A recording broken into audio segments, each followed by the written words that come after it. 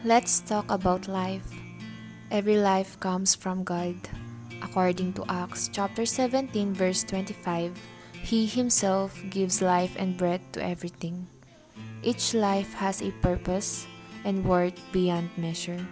Each life is unique, lovingly formed by our God the Father.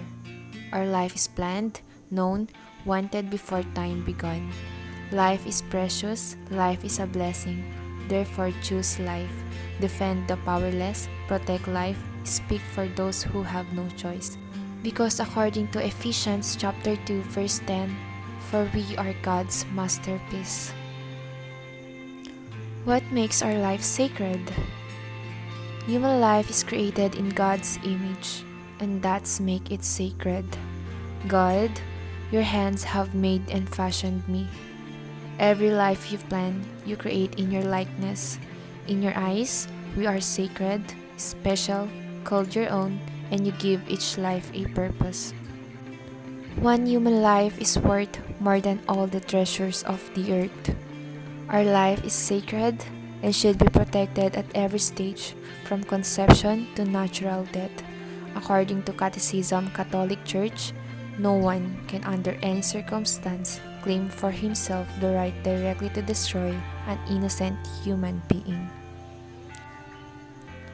And according to Exodus chapter 20 verse 13, thou shalt not kill. The purpose of this commandment is to free us from destructive elements of human thought that can lead to violence and killing. The fifth commandment primarily reveals to us the sacredness of human life. The human person is both made by God and made for God. It means we have no authority to end life because we are not the one who owns it. God gives life and we are powerless to destroy life. Example of form of killing is murder. Scriptures specifies the prohibition contained in the fifth commandment. Do not slay the innocent and the righteous. The deliberate murder of an innocent person is gravely contrary to the dignity of the human being, to the golden rule, and to the holiness of the Creator. Next is abortion. According to the Catechism of the Catholic Church, you shall not kill the embryo by abortion and shall not cause the newborn to perish. God, the Lord of life, has entrusted to man the noble mission of safeguarding life, and men must carry it out in a manner worthy of themselves. Life must be protected in the atmosphere from the moment of conception. From the first moment of her existence, a human being must be recognized as having the rights of a person, among which is the inviolable right of every innocent being. Euthanasia. Christians are mostly against euthanasia. The arguments are usually based on the beings that life is given by God and that human beings are made in the image of God. Life is a gift from God. All life is God-given. Birth and death are part of the life process which God has created, so we should respect them. Therefore, no human being has the authority to take the life of innocent person, even if the person wants to die. Nothing and no one can in any way permit the killing of an innocent human being, whether a fetus or an embryo, an infant or an adult, an old person, or one suffering from an incurable disease, or a person who is dying. Furthermore, no one is permitted to ask for this act of killing, either for himself or herself, or for another person entrusted to his or her care, nor can he or she consent to it, either explicitly or implicitly, nor can any authority legitimately recommend or permit such an action. For it is a question of the violation of the divine law, an offense against the dignity of the human person, a crime against life, and an attack on humanity. And last but not the least, suicide. Many of the world's religions have traditionally condemned suicide because, as they believe, human life fundamentally belongs to God. In the Jewish tradition, The prohibition against suicide originated in Genesis chapter 9 verse 5, which says, "And for your lifeblood I will require a reckoning." This means that humans are accountable to God for the choices they make. From this perspective, life belongs to God and is not yours to take.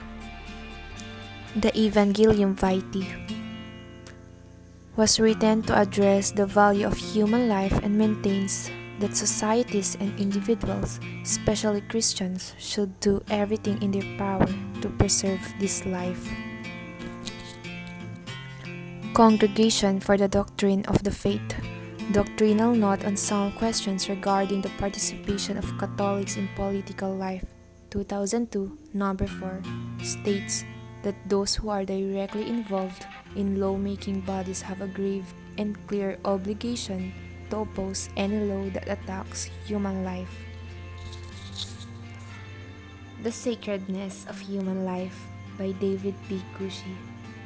Tracing the concept of the sacredness of human life from Scripture through church history to the present day, David Cushie argues that viewing human life as sacred is one of the most precious legacies of biblical faith, albeit one that the church has too often failed to uphold. Before ending this video, I would like to share a simple poem I made for this topic, which is Sacredness of Life.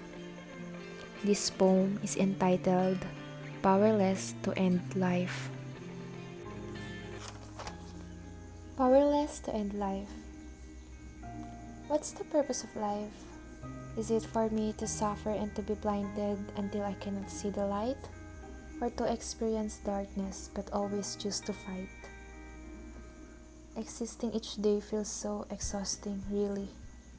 With this thought of mine, I cannot appreciate the fact that I'm still living. As I look at him, I said, "I want to end this life that you gave." A voice in my head answered, "Like what you said, I am the one who gave you the life. Therefore, you have no power to end it." I continued the conversation and asked, "If I have no authority to end this life, until when do I need to fight?" And he answered, "You don't need to fight. Just don't distance yourself to me and everything will be alright." That's where tears poured in my cheeks. As I wiped them off, I realized, why am I thinking about death? Someone out there wants me to live, so please self, just breathe. I looked at the mirror and realized that he is right. I saw the girl who is powerless to end life.